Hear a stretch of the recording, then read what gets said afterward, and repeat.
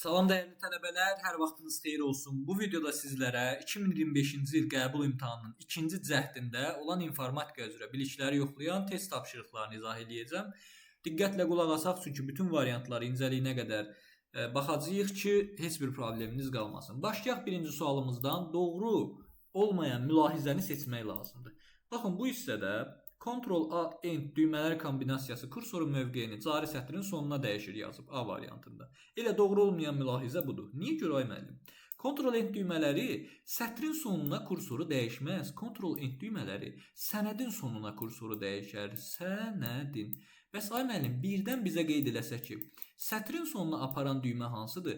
Yadınızda saxlayırsınız ki, sətrin sonuna aparan düymə, bu hissəni təmizləyim bir dənə görə biləsiniz. Sətrin sonuna aparan düymə yalnız End düyməsinin özüdür. Ctrl-End dediyi üçün sənədin sonuna aparmalı idi. Deməli, A variantı yanlışdır.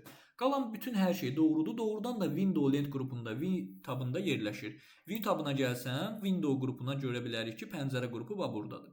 Və ya mövcud sənəd açmaq üçün kompüterdə fayl tabının Open əmrindən istifadə olunur. Fayla daxil olub Open hissəsinə vursanız, faylı açmış olursunuz. Ctrl-A düyməsi bütün sənədi seçir. Zaten bunu hər kəs bilir. Ctrl-F4 düyməsi də sənəd pəncərəsini bağlayır. Bu da tamamilə doğru fikirdir. Heç bir problemimiz yoxdur. Gəldi 22-ci sualımıza. Uyğunluğu müəyyən edin. Belə bir maraqlı sual var say sistemindən. Say sisteminə aid ümumiyyətlə bu tipdən suallar test-test salırlar. Son 2 imtahandakı belə suallar salırlar. Bu X-lə olanlar. Belə sualları həll etmək üçün nə etmək lazımdır? Təbii ki, hər iki tərəfi onluq say sisteminə çevirib toplamaq, yəni bərabər eləmək lazımdır. İndi mən bunun üçün yeni bir dənə bu hissədən sənəddən istifadə edəcəm. Boş yerdən yazaq. Birinci ədədimiz nə verilib? 1x9 16-lıq say sistemində. Gəlin baxın buradan yazın. 1x9 16-lıq say sistemində. Biz bunu onluğa çevirsək, yuxarısına yazırıq 0, 1 və 2. 1-i vururuq 16-nın kvadratına, 1 vuraq 16-nın kvadratı. Üzərinə gəlirəm x vurulsun 16 üstü 1, yəni bu 16x deməkdir elə. Və üzərinə gəlirəm 9 vurulsun 16 üstü 0, yəni 9-un özü. Bu ədədin qarşılığı nə olacaq? 256 bu eləyir, 9 bu, 265. Üzərinə də gəlirəm mən bunun 16x-i. Bu necə 5 oldu? Eybi yox, görə bilirsiniz. 16x oldu bu da. X vuraq 16. Məsələnin ikinci hissəsində nə verib? 280 neçə ədədini verib. Gəlin biz belə eləyək də. Bu 2, 8, x onluqda ədədini mən belə eləyəcəm. 2 yüzlük mərtəbəsidir. 8 onluq mərtəbəsidir. Yəni 280. O zaman x-i də belə yanından yazacağım. 280 üstəgəl x ədədidir. Və təbii ki, bu ədədlər bir-birinə bərabər olduğu üçün 265 üstəgəl 16x-i də yazıram, bərabər eləyirəm bu iki ədədi bir-birinə. Buradan biz tapsaq 280-dən 265 çıxanda qalır 15. 16x-dan da x-i çıxanda bu da verir bizə 15x-i. Belə çıxır ki, x-in qiyməti buradan 1-ə bərabərdir. O zaman biz birinci üçün 1 götürəcəyik. Birinciyə uyğundur 1 harda? C bəndində uyğundur. X-in qiyməti 1. 1-ə C variantı uyğundursa D variantı yanlışdır. A variantı yanlışdır, Y variantı yanlışdır. İndi baxın, bu hissədə 2-yə 1 D hərfi yazıb, bir də 2-yə C hərfi, C bəndini qeyd edib. O zaman biz 2-ni tapsaq sualın cavabı çıxmış olacaq. 2-də nə verib bu hissədə? 192 onluqdakı ədədin ikilik say sistemindəki qarşılığını tapmaq lazımdır. Mən də bilirəm ki, 192-ni ən sadə ikiliyə belə çevirmək olar. 192, 128, yəni 128 bizdən hissədir, 2 üstü 7 ədədidir, düzdür? Üzərinə gəlirik 2 üstü 6, 64-dür. Bundan da 192 almış oluruq. Yəni daha 2 üstü 5, 2 üstü 4, 2 üstü 3, 2 üstü 2. Bunların heç biri yoxdur deyə onların yerinə 0 yazılır. 2 üstü 7-nin yerinə mən 1 yazacağım. 2 üstü 6-nın yerinə 1 yazıram. Qalan heç bir 2 üstü qüvvət olmadığı üçün onların da yerinə sıfırları yazıb sualı bitirirəm. Zaten burada 2 dənə 1 yazmayıb. Demək hamısı 0 olacaq da burada. X-in qiyməti də oldu ikincidə 0. X-in 0 qiyməti harada var? D bəndində var. 2-yə də uyğundur D bəndi. O zaman baxırıq ki, 1-ə C, 2-yə D, hər iki variantda oldu ki, yoxsa? Hər iki variantda D bəndi var. Okey, yəni mən bayaq C-ni qeyd edim. Hər ikisində 2-yə D yazıb. 3-ü də tapırıq. Bununla da sualımız yekunlaşmış olur. Gəlin 3-ü də yazaq indi bu hissədə. 3-də məncə test tapılacaq. Əslində 3-ü şifahidə həll eləyə bilərdiniz. Necə mənim şifahi həll eləyə bir sürətdir? Baxın, sizə onluq say sistemində sonu 5 ilə bitən bir şey verib, düzdür? Biz də bu 16-lıq ədədi çevirəndə 2-nin 16 üstü 1-ə vuracağıq, 32 verir. Yəni 32-nin üstünə hansı rəqəmi gəlsək 5 ilə bitər? Müəllim, 32-nin üstünə 3 gələndə 5 ilə bitər də. Yəni burada 35 alınır. O zaman deyirsiniz ki, bu x-in qiyməti 3-dür və ya yazıb da göstərmək istəyirəm sizə. Baxın, bu söhbət bu ədəddən gedir. 2 vurulsun. Yəni bu x-in bilirsiniz də onluq mərtəbəsidir. Bu 10x deməkdir. 10 vurulsun, x vurulsun 10 üstü 1 elə 10x-dir. Üzərinə gəlirəm 5-i, bərabər eləyirəm bu hissədən. 2-ni 16 üstü 1-ə vuracam. Yəni bu eləyəcək 32. X-i də 16 üstü 1-ə vuranda bu da eləyir x. Buradan tapırıq ki, 32-dən 5 çıxanda bu qalır deməli 27. 10x bərabərdir. 10x çıxılsın x 9x-a, x-in də qiyməti 3-dür. Yəni bunu bu formada da tapmaq olar. Mənim dediyim kimi qısa yolla da tapmaq olar. Nədir qısa yolumuz? Sonu 5 ilə bitir. 2-ni 16-ya vuranda 32 eləyir. X-in də yerində 3 olsa 32 üstə gəlir. Sonu 5 ilə bitən 35-i verər. O zaman buradan da nəticəni çıxartdıq. X-in qiyməti 3-dür. X-in qiyməti 3-dür B bəndinə. B bəndi də B variantında var elə. 1-ə S, 2-yə deməli D, 3-ə B variantı olar. Gəldi 23-cü sualımıza. Aşağıdakı cümlə şriftin hansı stili ilə yazılıb? Burada nəyə görürük biz? Tündləşdirilib, yəni qalınlaşdırılıb, qalınlaşdırmaq əmrimiz bold əmridir. Klaviaturadan Ctrl B düyməsidir və altından xətt çəkilib. Bu da underline-dır. Altından xətt çəkmək də Ctrl U düyməsidir. Bold və underline. Qalın və altından xətt çəkilmişdir. A variantında elə düzgün cavabımız var. Həm qalın, həm də altından xətt çəkilib. Bax belə. Gəldik bir növbəti sualımıza. 24-cü suala. Görək burada nə deyir? Hansı fail PPSX genişlənməsi ilə yadda saxlanılır? Baxın, sizə ən önəmli PowerPoint-də fail genişlənmələrini deyirəm. PPTX standart halda təqdimatların genişlənməsidir. Siz şablon formasında yadda saxlamaq istəyirsinizsə, bu POTX-dir şablon formasında. T-dən yadda saxlayın ki, template, şablon deməkdir. Yox, əgər siz PPSX genişlənməsi ilə yadda saxlamısınızsa, o zaman deyirsiniz, müəllim, bu slide show rejimində, yəni nümayiş etdirmək üçün bu formada yadda saxlanılıb. A-da deyir ki, təqdimatların slaydlarını qrafik redaktorda istifadə etmək üçün bu zaman PNG, JPG formatında yadda saxlayardı ki, istifadə edə bilim. Slaydları gizlətmək üçün, daha doğrusu slaydlarını və onların strukturunu dəyişdirmək lazım gələndə, xeyr, biz bu formada olanda dəyişdirə bilmirik. Slaydların struktur rejimində yadda saxlamaq lazım gələndə, xeyr, nümayişləri şablon şəklində. Dedik ki, bu POTX olmuş olar. Deməli, Y variantı düzgün cavabımızdır. Slaydları bilavasitə nümayiş etdirmək üçün. Daha siz PPSX formasında yadda saxlayanda birbaşa artıq nümayiş rejimindən başlayacaq. Yəni faylınız o formada təqdim olunacaq qarşı tərəfə. Bunu da bildik. Davam edirik o zaman növbəti sualımızdan 25-lə. MS Office paketində hazırlanmış sənəd fayllarının kontekst menüsünə hansılar aiddir? Create shortcut. Biz hər hansısa bir faylı, deməli qısa yolun yarada bilərik. Ona görə bir aiddir. Send to, biz faylı göndərə də bilərik, düzdürmü? Hansısa bir vasitə ilə, e-mail ilə və yaxud da faksla, bulutusla göndərə bilərik, fərqi yoxdur. Personalize əmri isə bu desktopa aid bir desktopun kontekst menüsünə, iş masasına aiddir. Ona görə biz bunu fayla aid eləyə bilmirik. Pin to start əmri. Pin to start nə edir? Əlbəttə ki, bu start menüsünə bəlkidir. Bu da piktogramlar üçün nəzərdə tutulan əmrdir. Include in library, kitabxanaya əlavə. Kitabxanada bildiyiniz kimi qovluqlar olur. Yəni biz faylı əlavə eləyə bilmirik ora. Rename nə deməkdir? Ad dəyişdirmək. Biz faylın adını dəyişdirə bilərik həqiqətən də. Və paste əmri vasitəsi, bəs paste nədir? Paste hər hansısa bir açılan qovluğun kontekst menüsü ola bilər. Məsələn, desktopun kontekst menüsündə paste ola bilir. Çünki biz hansısa bir faylı deməli kopyalayanda artıq desktopu sağ düyməni vuranda orada paste çıxır ki, iş masasına əlavə et. Axı desktopun özü də bir qovluqdur. Ona görə paste də fayla aid olan bir şey deyil. Kopya eləmək olar, kat eləmək olar, faylın kontekst menüsündə var. Amma paste eləyəndə artıq biz nə edirik? Qovluğun kontekst menüsündən istifadə edirik. 1-2-6 sualın düzgün cavabıdır və gəlin indi mən sizə bunu göstərim. Baxın, ekranda bir dənə hazırda gördüyünüz kimi sənəd yaratmışam. Mən o sənədin sağ düyməni vursam, bunun kontekst menüsündə nələr var? Cut var, copy var, rename var, share var, delete var. Show more options-a vurduqda burada daha çoxunu görə bilərik. Edit var, new var, print var, open with, nə ilə aç və yaxud da copy as pass. Bunun tam yolunu köçürə bilərik, send to eləyə bilərik, göndərə bilərik və create shortcut, rename əmrlərini də gördük biz burada. O zaman gələk digər sualımıza. Hər şey aydındırsa. Burada deyək ki, driverlər necə proqramdır? Kompüterə qoşulmuş xarici qurğuların işini də idarə edən proqramlardır. Deyir, verilənlərin bir formatdan digərinə yerinə keçirilməsinə yanlışdır bu. Şəbəkədə olan kompüterlər arasında məlumat mübadiləsini təmin edən bu əməliyyat sistemlərinin şəbəkə əməliyyat sistemlərinə aiddir. İstifadəçiyə bir sıra əlavə xidməti təqdim edən bu utilitlərdir və ya belə köməkçi proqramlardır. Tətbiqi proqramların yerinə yetirilməsini, prosesini idarə edən bunlar da əməliyyat sistemidir. Driverlər kompüterə qoşulmuş qurğularını idarə edən proqramdır, sürücü. 1-dən 5-ə dək olan tam ədədləri 1 və 5 daxil olmaqla çap edən algoritm blok sxemini müəyyən edir. Baxın, indi biz 1-dən 5-ə qədər bütün variantlarda əlbəttə ki, yoxlamayacağıq, çünki vaxtımız gedir. Biz nə edə bilərik? Məsələn, B variantında yanlış bir hissənin olduğunu görürəm. Yanlışlıq hardadır? Bax, A-nın qiymətinə 1 yazsanız, burada 1 yazsanız, 1 üstəgəl 1 A-nın qiyməti 2 eləyir. Fikir versinizsə, burada 5-dən deyir ki, 5 2-dən böyükdür. Bəli, düz deyir. Hər ilə gedəcəm, sadəcə A-nın 2 qiymətini çapa, 1 qiymətini çapa vermiş olacam. Düzdürmü? O zaman bu mənə lazım deyil. Mənə deyir 1-dən 5-ə dək hamısını. Ümumiyyətlə belə bir şey deyim. Əgər bu hissədə A-nın qiyməti 1-dirsə başlanğıcda, 5 bu hissədə A-dan əgər böyükdürsə, biz artıq hər qolu ilə gələcəyimiz üçün bu şərtləri nəzərə almamaq lazımdır. Məsələn, baxıram başqa bir varianta, görün belə bir şeyə yol veribmi? Başqa bir variantda buna yol verməyib. Yəni hamısında da fikir verirsiniz, əksinə qoyulub. Bir dənə A variantında göstərib ki, 5 daha doğrusu B variantında göstərib ki, 5 böyükdür. Qalan heç bir variantda 5-i göstərməyib. Məsələn, mən sizə C variantını demək istəyirəm. C variantında görəsən nəsə problem varmı, yoxdurmu?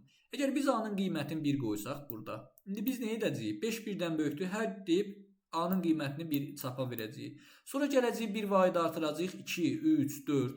Ən axırda biz A-nın qiymətini 5 alsaq burada, 5 5-dən böyükdür deyəcəyik. 5 5-dən böyükdürmü? Yox deyib gəlib bu hissədə artıq yekunlaşdıracağıq. Amma bir şey var da, mən bu hissədə A-nın elə bir bax 4 qiymətini çapa verdikdən sonra 4-ün üzərinə 1 gələcəm, A-nın qiyməti 5 alacam. Gətirib indi bu hissədə yerinə qoysam yoxla gəlmiş olacam axı. Verilmiş bu alqoritmin, C variantındakı alqoritm 1-dən 5-ə qədər, amma 5-in özü daxil olmamaqla olanları çap eləyir. Çünki biz artıq burada 4 alandan sonra birbaşa gəlib şərt hissəsində qoyacağıq. Yəni daha doğrusu 5 alandan sonra gəlib bu hissəyə qoyacağıq. Yəni çap blokuna yenidən müraciət etməyəcəyik. Ona görə C bəndi yanlış olmuş olacaq. D bəndində də görə hər hansısa bir problem varmı? Burada da nə deyir? Burada da deyir ki, hər dəfə geri qaytarmalısan. Əslində burada da eyni məntiqdir. Tutaq ki, deyirəm, biz A-nın 4 qiymətini aldıq, 4 qiymətini çapa verdik. Gətirdik bu hissədən 4 üstəgəl 1-i qoyduq yerinə, neçə eləyir? 5 eləyir. 5 5-dən böyükdürmü? 5 5-dən böyük deyir deyib yoxa gəldik bu hissədən, düzdürmü? A-nın qiyməti 5 oldu burada. 5-in üstünə 1 gəlirik, eləyir 6. Onda biz 6-nı da çapa vermiş olacağıq da bu hissədə. O zaman D variantında da 6-nı çapa vermiş olduq. Bu da yanlışdır.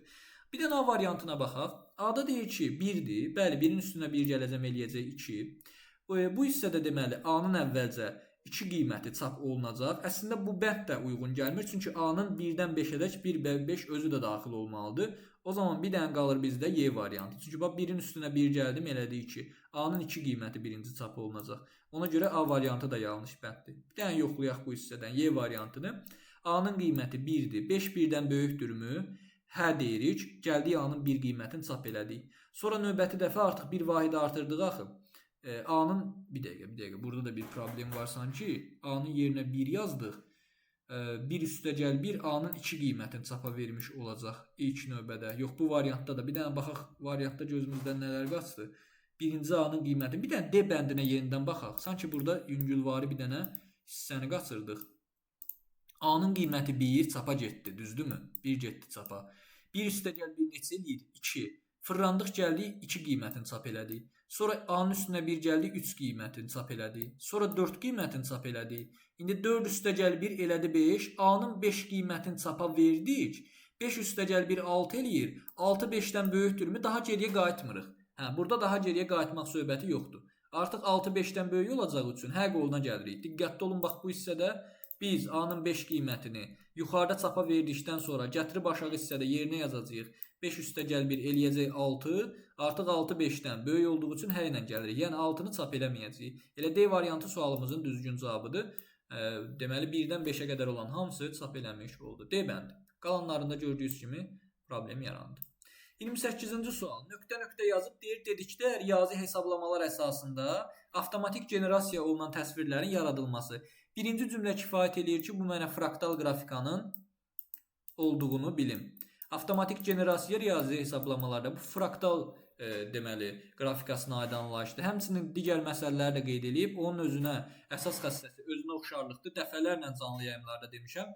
Yəni müəyyən olunmuş xüsusi bir hissə bütün təsvir haqqında ümumi fikir yaratmağa, təsəvvür yaratmağa imkan verir. Bəli, fraktal qrafikasının gördüyünüz kimi hər şeyini burada qeyd edib.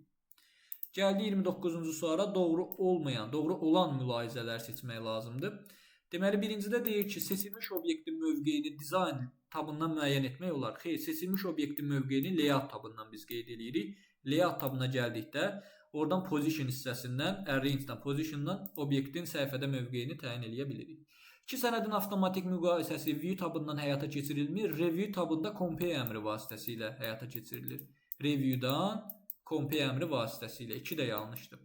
Quick Access Toolbar, cəld müraciətlər panelinə fayl tabından alət əlavə eləmək olar. Bəli, düzgündür. Həqiqətən də fayl menüsünə gəlsək, buradan Options əmrinə daxil olsaq, buradan da Customize, daha doğrusu Quick Access Toolbardan biz cəld müraciətlər panelini tənzimləyə bilərik. Hər hansısa birini əlavə eləyib və yaxud da oradan qaldıra bilərik.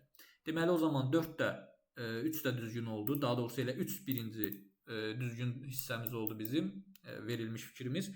Fayl tabından sənədi düzəlişlərdən mühafizə etmək olar. Düzdür. Fayl tabına gəldikdə biz info kateqoriyasına, info əmrinə daxil olduqda burada restrict editing var. Məhdudiyyətlər qoya bilərik faylda hər hansısa bir redaction'a, sənədə düzəlişə. O zaman 4 də düzgündür. Sənəddəki qrafik, cədvəl, düstur və şərhlərin axtarışı view tabındakı navigation pane vasitəsilədir. Bəli, ya klaviaturadan Ctrl F, ya da view tabındakı bu hissədə navigation pane-ə vurduqda bu hissədən biz müxtəlif formada axtarışları həyata keçirə bilərik. Bax belə, bunu da yadınızda saxlayın. Səhifəsi də, nəticəsi də hər biri də bu hissədən göstərmiş olacağıq. O zaman 5-i də düzgün kimi götürürük. Və deyir ki, bu hissədə referensiz tabından sənəddə edilmiş düzəlişləri qəbul etməyə və ya onlardan imtinadır. Ümumiyyətlə, referensizdən yox, review'dan həyata keçirilir. Söhbət hansı əmirdən gedir müəllim? Əgər biz bənzər fayllar üzərində bəzi düzəlişlər edib onlardan imtina ediriksə, o zaman bax, tracking qrupu var review'da. Tracking nə deməkdir? İzləmələr. Buradan track change, dəyişiklikləri izləyib, onları accept, qəbul və reject rədd edə bilərik. Bu da review tabındandır. O zaman 3, 4, 5 sualın düzgün cavabı oldu. Markerimiz biraz sürüşdü. 3, 4, 5 Y variantı olacaq. Gəldik növbəti sualımız, 30-cu suala. Görək burada nəyə soruşur. Burada belə bir akseslər verib, verilənlər bazasına aid. Deyir ki, informatika fənni üzrə 3-cü kurs tələbələrindən 2-ci növbəyə uyğun olanları tap. Nə edirik? Növbə 2-ləri saxlayaq. Növbə 2-ləri. Mən o zaman bunu silirəm, növbə 1-dir. Bunu silirəm, növbə 1-dir. Bunu silirəm, növbə 1-dir. Növbə 1-ləri sildim. İndi isə deyirəm ki, mən siləcəm 3-cü kurs olmayanları. 3-cü kurs olmayanlar buradadır da, 2-ci kursdur. Bax, Əliyev, bunu sildim. 4-cü kurs olan, bax, bu hissədir, bunu sildim. Mənə lazımdır 3-cü kurs, 2-ci növbə. Bunları siləndən sonra artıq mənim nəyim qaldı? 112 qaldı, Rüstəmli, 3-cü kursdur, 2-ci növbədir. 112-ni gördüyünüz kimi bu hissədə informatikaya verib. Deməli, düz, biri bu. Sonra qaldı məndə bu hissədə 115, Kərimovdur. 3-cü kursdur, 2-ci növbədir və Kərimov 115 olan, o da informatikadır, düz. Növbəti gəlir bizdə 118 olan Abbasov, bu da deməli nədir? 3-cü kursdur, 2-ci növbədir və əlbəttə ki, 118-ə baxanda bu da informatikadır. Deməli, onda 3 nəfər 3-cü kurs tələbələrindən 2-ci növbəyə yazılanlardır. 3 nəfər, nömrələri də gördüyünüz kimi oldu bizdə 115, deməli 112, bir də 118. Belə. Gələk 31-ci sualımıza, bəsit suallarımızdan biridir. Sual nədir? Biraz yaxınlaşdıracağım. Navigation pane-i də bağlayaq. Sual belədir ki, deyir ki, Microsoft Excel proqramı hansı proqramlara aiddir? Təbii ki, çox bəsit bir sualdır. Hardasa bunun tapılma müddəti 5 saniyədir. Təbii ki, tətbiqi proqramdır. MS Excel elektron cədvəl redaktorudur, tətbiqi proqramdır. Çox bəsit sualdır. Styles lent qrupu hansı lent qrupu? Üslublar lent qrupu hansı lent tabında yerləşir? Bildiyiniz kimi Home tabının sonuncu qruplarından biridir. Sonuncu hissəsində yerləşən F tabı. Və Home tabına gələndə burada Styles üslublar qrupunu görə bilərik. A variantı sualımızın düzgün cavabıdır. Görürsünüz də qəbul imtahanına nə qədər bəsit suallar düşür bəzən. Home tabı. Arxiv fayllarının adı genişlənməsi hansıdır? RTF nədir? Əlbəttə ki, mətn faylının genişlənməsidir. WAV nədir? Səs faylının genişlənməsidir. COM nədir? Əlbəttə ki, icra olunan faylın genişlənməsi. ARG arxiv faylının genişlənməsi. BAT isə əmr faylının genişlənməsidir. Demək, düzgün cavabımız burada ARG olmuş oldu. Bax belə. Bunu da tapdıq. Həqiqətən də əjdahsınız. Sizlər hər şeyi bilirsiniz deyib, biraz da motivasiya edib gəldim növbəti hissəyə. Qabarit ölçüləri və məhsuldarlığına görə kompüterin siniflərinə aid olmayanları müəyyən edin. Diqqətli olun, imtahanda da şərti düzgün oxumaq bir nömrəli əsas məsələdir. İşçi stansiyalar şəbəkə qurğularına aiddir, yəni şəbəkədə istifadə olunur. Əlbəttə ki, EHM-lərə qabarit ölçüsünə görə seçilmir. Mini kompüterlər qabartı ölçüsünə görə var. Klient kompüterlərdə işçi stansiyalar və ya klient kompüterlər demək olar bərabər anlayışlardır. Super kompüterlər EHM-lərə aiddir, yəni qabartı ölçüsünə görə təsnifatda var. Mainframe-lər də var, terminallar yoxdur. Ümumiyyətlə qabartı ölçüsünə görə kompüterlər çox böyük, ondan sonra orta, kiçik və mikro kompüterlərə bölünmüş olurlar. Oldu mu? Bunu yadda saxlayın. Digərlərə aid deyil. 1, 3, 6 aid olmayanlar. 35. Xarici yaddaş qurğuları. İnformasiyanı uzun müddət yadda saxlayan yaddaş qurğuları xarici yaddaşdır. Close yaddaş daxilidir. Ona görə biz bunu götürmürük. Sərt disk HDD-dir. Xarici yaddaşdır. Streamer maqnit qurğusu. Xarici yaddaşdır. Kompakt disk CD-lər. CD, kompakt disk. Bu da xarici yaddaşdır. Keş daxili yaddaş. Daimi yaddaş olan ROM. Bu da daxili yaddaşa aiddir. Xarici deyil. Flash kart xarici yaddaşdır. Əməli yaddaş da daxili yaddaşdır. Deməli o zaman bizdə 2, 3, 4, 7. C variantındakılar xarici yaddaş qurğularına aiddir. 36. Excel-də biraz praktika tələb edən bir sualdır. Elektron cədvəldə B sütununun enini həmin sütunda yerləşən ən uzun mətninin eni ilə necə bərabərləşdirmək olar? Bir dənə baxın. Bax, düşünün ki, burada A sütunu var, burada B sütunu var, burada da C sütunu. Mən B-də elə bir məlumat yazmışam ki, bir balaca böyük olub, eninə sığışmır. O zaman siz B ilə C arasında olan bu düz xətt var ha, ayrıcı xəttdir. Burada kursoru qoyursunuz, 2 dəfə vurursunuz və artıq ən uzun məlumata görə B sütunu öz, belə deyək, enini təyin etmiş olur. O zaman biz belə deyik də, B ilə C arasında sütun başlıqlarının sərhədi üzərində sol düyməni 2 qat klikləməklə, bəli, biz bunu icra edirik. İndi mən sizə düzgününü göstərim. Excel-ə gəldik, açdıq Excel-i. Hazırda bir dənə B-yə bir məlumat yazmış olacağam. Yazıram B-yə informatika və burada yazıram altına da Bakı sözü. İndi mən deyirəm ki, informatikaya uyğun ən uzun mətn budur da. B ilə C arasına gələndə bir dənə kursora baxın. Gördünüz də nə cür aldı kursor? Sol sağ ox işarəsi, bir də düzünə xətt. Bax, bu formada olanda B ilə C arasında. 2 dəfə vurdum, gördüyünüz kimi. Ən enli söz hansıdırsa ona uyğun artıq sütun, B sütunu özünü əks etdirmiş oldu. Eni də artırmış oldu. Əla, bunu da tapdıq. O zaman düzgün cavabımız C variantında ispat elədik. 37. Forma ilə işləmə rejimləri hansılardır? Default view deyilən rejim yoxdur formada. Layout deyilən görünüş rejim, bəli, layout görünüş rejimi deməli var, bunu götürəcəyik. Report hesabatlarla bağlı olan görünüş rejimidir. Hesabatlarla. Print preview da hesabatlarla bağlı görünüş rejimidir. Çapa ön baxış üçün nəzərdə tutulub. Design tərtibat görünüş rejimi var, forma ilə işləyən zaman çıxır. Datasheet cədvəl görünüş rejimi bu da var. Query-də sorğularla bağlı olan görünüş rejimidir. Ona görə bu da düzgün cavab deyil. 2, 5, 6, B variantımız düzgündür. Mən indi bunu sizə Access-də göstərmək istəyirəm. Access-ə daxil olaq, bir dənə database-in üzərinə daxil olaq, məlumat yaradaq, bir dənə cədvəl əlavə eləsə pis olmaz. Aha, nəsə belə bir şey yazdım. İndi mən bunlardan sorğu yaradacağam. Sorğu yaradıram, create-ə daxil oldum, sorğu deyirəm. Burada bizim formamız lazımdır. Formaya daxil olduq və bu hissədən yeni bir forma yaratmış olduq. Baxın, formanı biz yaradandan sonra artıq bu hissədən nəci çıxdı? Burada çıxdı deməli form view, bu hissədən çıxdı deməli, üzərinə gəlsək yazılacaq layout view, bir də design view. Söhbət aşağı hissədən gedir ha. Yəni, baxın, göstərirəm sizə, aşağı hissəni yaxınlaşdırım. Və bunu yaxınlaşdıranda üzərində yazılır form view, layout view, bir də design view. Demək o zaman 3 dənəsi aid olmuş oldu. Görürsünüz, forma yaratmışam burada. Cavab oldu B variantı. Keçək növbəti sualımıza. Doğru olmayan mülahizələri seçmək lazımdır. Yenə də olmayan soruşur. Diqqətli olaq. Biraz da yaxınlaşdıracağım. Qoy yaxından qəşəng bir formada görsənsin. Əməli yaddaş verilənləri müvəqqəti yadda saxlayır. Doğru olan fikirdir. Mən biri götürməyəcəm. Biri də variantlardan silirəm dərhal. Görürsünüz 3 dənə variant birdən getdi. Qrafiki planşet daxil etmə qurğusudur. Tamamilə düzgündür. Digitizer daxil etmə qurğusudur. 2 də deməli götürməyəcəm. Bu da doğru fikirdir. Cavab bir dənə D variantı qaldı. Keş yaddaş böyük tutumlu aşağı sürətlidir. Xeyr. Aşağı tutumlu, böyük sürətli yaddaşdır. Skaner xaric etmə yox, daxil etmə qurğusudur. Kmos yaddaş enerjidən asılı olan yox, asılı olmayandır. Deməli bu üç fikir bir-biri ilə əlbəttə ki, uyuşmadı. Yəni doğru olmadı. Bu hissədə də deməli 3, 4, 5 oldu. Gəldik növbəti sualımıza. Növbəti sualda artıq bizdə PowerPoint aiddir. Cari slaydların obyektinə animasiya effektinin, yəni baxın, animasiya effektinin ardıcıllığını dəyişmək üçün hansı net tabından və lent qrupundan istifadə olunur? Diqqətli olun, slayda demir ha, slaydın obyektlərinə. Obyektlərinə biz animasiya vermək üçün Transitions'dan yox, animasiya qrupundan istifadə edirik. Y bəndi də səhvdir. İndi və söhbət gedir buradan nədən?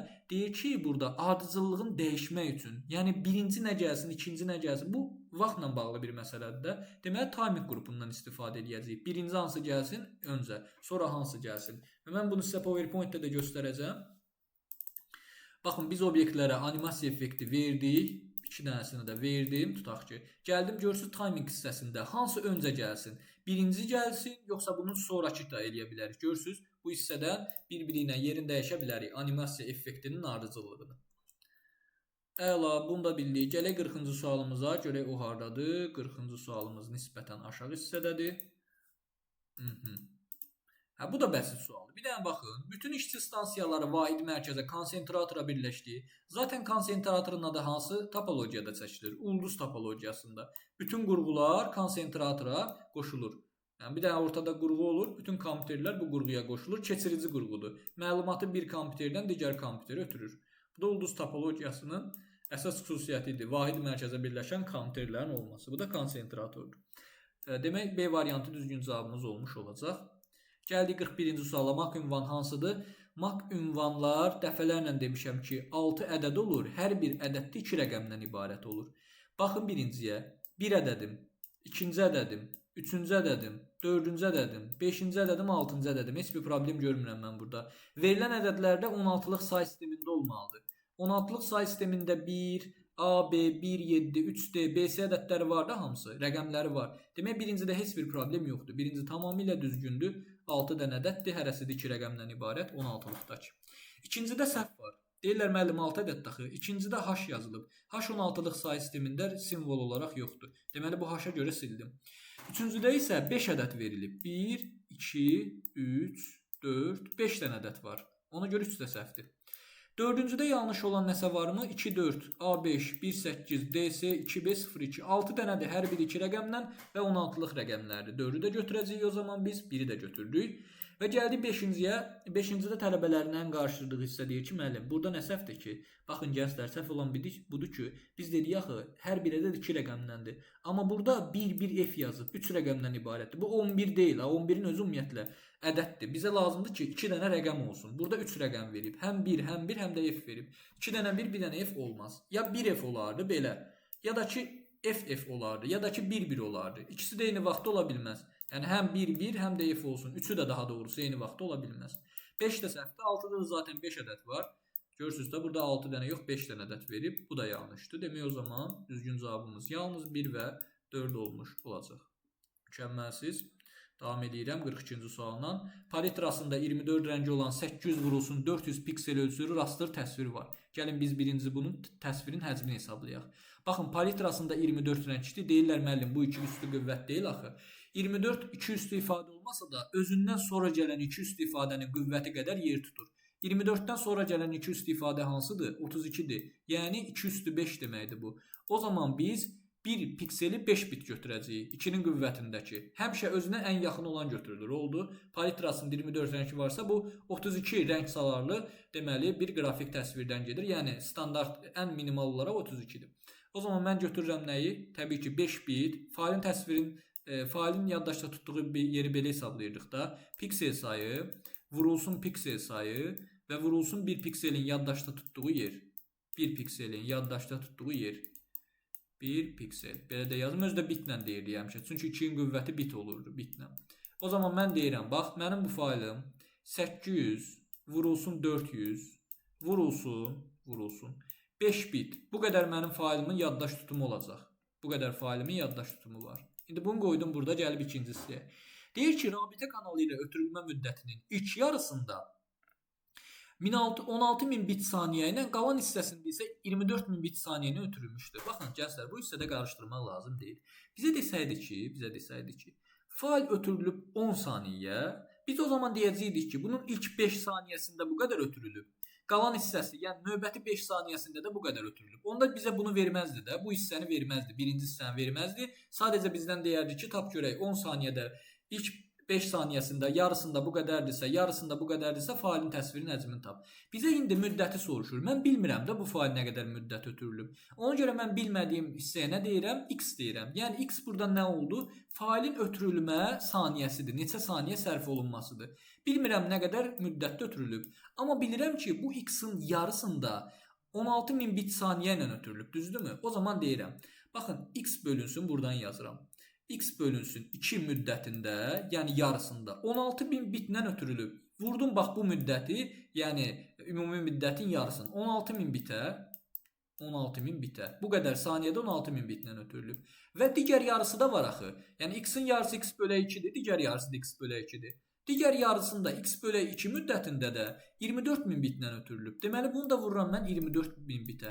Və əlbəttə ki, failimin həcmi nəyə bərabərdir? Deyə yazmışam da, 800 vurulsun, 400 vurulsun 5-ə bərabərdir. Düzdürmü? Bu qədər bitə bərabərdir. Zaten burada 16.000 də bitdi, burada bitdi deyə mənim heç bir əlavə bir şeyə çevirməyimə ehtiyac qalmayacaq. O zaman gəlin belə eləyək. Buradan mən 800 vurulsun, 400 vurulsun 5-i belə yaza bilərəm əslində 32.000. Elə qoy belə yazım. Çünki ixtisarımızı rahat aparaq. 800 vurulsun, 400 vurulsun 5 bit. Buradan yazdım 5 bit. Hər ikisini də görürsünüz də burada X bölə 2 var. Həm burada var, həm burada. Onda bunu mötərizə xaricinə çıxardıram. Bərabərdir yazıram. X bölə 2. Təbii ki, mən mötərizədə nə yazacağam? 16.000 üstəgəl 24.000 yazacağam. 16.000-dən də 24.000 toplayanda bu nə qədər verir? Bu verir mənə 40.000. Burada yazıram, elə mötərizə açmaya ehtiyac yoxdur. Mötərizə xaricinə çıxartdım X bölə 2-ni. 16.000-dən də 24.000-i topladım. Birbaşa alıram elə 40.000-i. Burada vurdum, yazılsın 40.000. 40.000. İndi mən bunu ixtisar aparacağam. Bax, 400-lə, buradakı 400-lə. Buradakı 400-lə. Mən 40.000 ixtisar, 40.000 ixtisar aparanda, burada elə bir 2 sıfırdan 400-lə 400 gedir, qalır burada 100. Qaldı burada 100. 40.000-i 400-ə böləndə 100 qaldı. Mən indi buradakı bu 800-lə 100 ixtisar aparacağım. Bax, buradakı 800-lə 100 ixtisar apardım. Bu da qaldı burada 8, düzdürmü? İndi məndə 8 vurulsun, 5 qaldı. Yəni, qaldı məndə 40, bərabər oldu X bölünsün 2-yə. Buradan da tapırıq ki, X-in qiyməti nəyə bərabərdir? 40 vurulsun 2, yəni 80-ə. Demək, biz X-i tapdıq. X-ə mən nə demişdim? Neçə saniyə sərf olunmağı demişdim. Deməli, 80 saniyədə bu qrafik təsvirin ötürülməsinə sərf olunub. 80 oldu bizim düzgün cavabımız. Yəni demək ki, məsələ nədir? Məsələ budur ki, bizdən. Əgər bizə gördüyünüz kimi saniyəni desə, mən saniyəni bilmədiyim üçün x götürürəm. Bunun ilk yarısı x bölə 2-sində 16.000-dir. Digər x bölə 2-si yarısında isə 24.000 bitdi. Bərabər eləyirik. Failin də həcmini bildiyimiz üçün x-in qiymətini tapa bilərik. Belə, növbəti sualımıza gələk, 43-cü sual. A4 xanasındakı qiyməti hesablamaq lazımdır. Biraz da sizlər üçün yaxınlaşdıracağım. Deyir ki, if verib. If nə idi? Birinci logical verirdi bu hissədəki müqayisə ilə. Əgər bu doğru olarsa, sən bundan gedəcəksən. Yanlış olarsa bundan. S3-ün qiymətinə baxın, 4 verilib bu hissədə. Deməli, mən bura yazdım S3-ün qiyməti 4. Sam A2, B3. Yəni A2-də və B3-də olanlar topla. A2-nin qiymətinə baxın, 1 verib. B3-ün qiymətinə baxın, 2 verib. 1 ilə 2-nin cəminə verir, 3 verir. O zaman həqiqətən də 4 böyük bərabərdir 3-dən. 1 üstəgəl 2. Sam toplama deməkdir. Şərt doğru verildiyi üçün produktla gedəcəm, yaxındakı ilə. A1 və B2-nin hasili produkt vurma deməkdir. O zaman A1-in qiyməti məndə 5-dir, gördüyünüz kimi. Yazdım A1-in yerinə 5. B2-nin də qiyməti məndə 6-dır. Demək, mən 5-i vuracam 6-ya. Sualın düzgün cavabı 30 eləmiş olacaq. Yenə deyirəm, şərti yoxladıq. Düzgündürmü? Bəli. Onda bəli deyib produktla gedib 5-i 6-ya vururuq. 30 almış olacaq. A1 vurulsun B2. Növbəti sualımıza gələk 44-cü sual.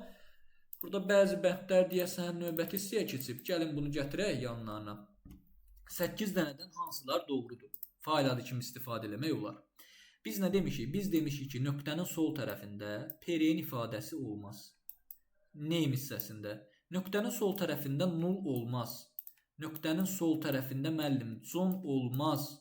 Aux olmaz. Aux olmaz. LPT Windows 11-dən indi söhbət gedir, təbii ki, proqram dəyişib. LPT 1-dən LPT 9-a, COM 1-dən COM 9-a qədər olmaz. İndi gəlin baxaq bir-bir. Mən görürəm ki, birincidə PRN-i nöqtədən solda yazıb. Bu olmaz, qadağandır. Ona görə biri silirəm. İkincidə PRN-i nöqtədən sağda yazıb. Bu mümkündür. Bu faili yaratmaq olar Windows əməliyyat sistemində. 3-də nöqtədən solda con yazıb. Dedim ki, bunlar nə olmaz? Bunların hər biri nöqtədən sol tərəfdə yazıla bilməz. Solda olmaz. Bax, belə də yazıram. O zaman mən deyirəm ki, 3 də səhvdir. Con nöqtədən soldadır. Ona görə bunu da sildik. Null nöqtədən soldadır, null da olmaz. Doq nöqtə bu ümumiyyətlə 5-də heç bir problem yoxdur zaten. Bu hissədə nullu nöqtədən sağda verib. Bu mümkündür, bir problem yoxdur. Burada nöqtədən sol tərəfdən null verib. Nə olsun PR'nin sağda verilib? Axı null nöqtədən soldadır. Ona görə 7 də olmaz. Exe ilə dokada onsuz da qadağan hər hansısa bir şey yoxdur. Demək o zaman 2-də düzgündür, 5-də düzgündür, 6 və 8 düzgündür. Burada hər hansısa bir şey qaydanı pozmayıb. Demək 44-də də oldu. 2, 5, 6, 8. O uyğun olar bunlar. Və gəldik sonuncu sualımıza. Sonuncu sualımızda nə verib? Sosial şəbəkələrdən. Sosial şəbəkələrdən mən burada Snapchat-ı görürəm. Bir də Q2-ni görürəm. Bu Çində daha məşhur olan bir sosial şəbəkə növüdür. Ona görə biz həm A bəndini, həm də C bəndini sosial şəbəkəyə aid edə bilərik. Burada biz brauzerlərdən Safari ilə Firefox-u görürəm. Safari bildiyiniz kimi əsasən iPhone-larda belə deyək axtarış brauzeridir. Daha çox internetə girmək üçün bundan istifadə olunur veb səhifələrə. Firefox-da Mozilla Firefox-da məşhur bir əslində brauzerdir. Deməli B bəndi ilə D bəndi də uyğundur 2-yə. Axtarış sistemi də Bing verib. Bing nə idi? Bing əlbəttə ki Windows əməliyyat sistemini, yəni Microsoft şirkətinin əlbəttə ki axtarış sistemidir. Məsələn, biz Microsoft Edge-də hər hansısa bir axtarışı versək, Edge proqramında axtarışı versək, əgər susmaya görədirsə, yəni içərisindən dəyişməmisinizsə, Bing-də axtarış olacaq. Yəni buradan hər hansısa bir şey yazsaq, tutaq ki, Bakı sözü yazdıq, görürsünüz Bing axtarış sisteminə müraciət etmiş olduq. Deməli o zaman bu da Y bəndinə uyğundur. 1-ə AC, 2-yə BD, 3-ə də Y.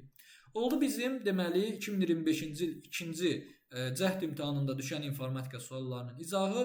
Hər birinizə uğurlar.